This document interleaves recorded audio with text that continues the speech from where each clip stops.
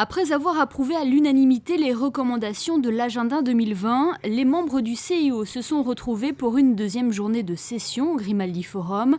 À l'ordre du jour, l'élection de la ville hôte de la 130e session, la reconnaissance définitive du Comité national olympique du Kosovo ou la remise des trophées Femmes et Sport, un prix créé en 2000 qui récompense des personnes pour leur remarquable contribution au développement, à l'encouragement et au renforcement de la participation des femmes dans le sport ou dans les structures administratives.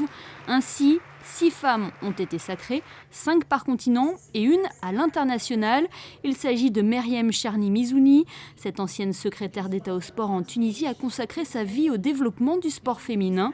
Championne de natation, encadreur puis entraîneur, Meryem est membre du CIO depuis 2004 et c'est avec une grande fierté qu'elle a reçu ce trophée des mains du président du comité, Thomas Barr.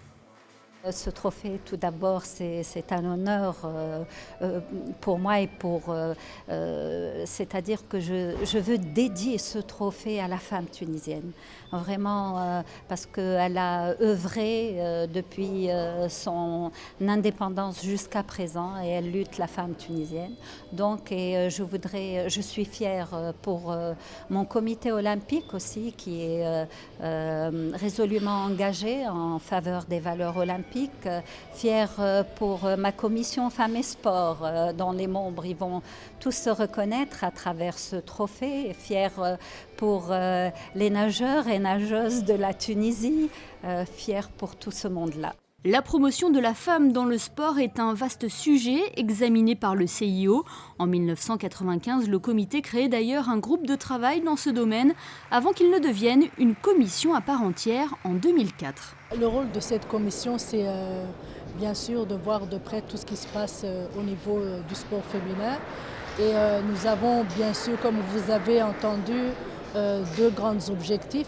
La plus grande, bien sûr, c'est que toutes les filles et les femmes puissent pratiquer le sport.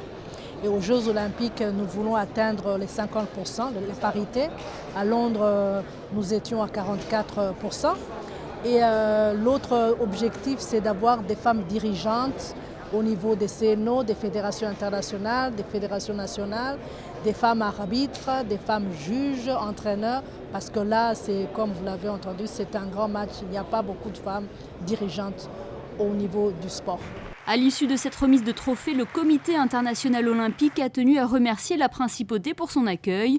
En ce sens, le président du CIO, Thomas Barr, a remis des médailles de remerciement à des membres du comité d'organisation, dont Yvette Lambin-Berty, secrétaire générale du Comité olympique monégasque, ou le colonel Luc Fringant, commandant supérieur de la force publique et premier aide de camp du prince Albert II.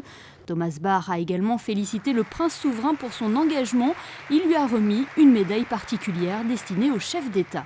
Nous connaissons tout votre engagement envers le sport et les valeurs olympiques. Monseigneur, vous avez apporté une remarquable contribution à la naissance de l'agenda olympique 2020.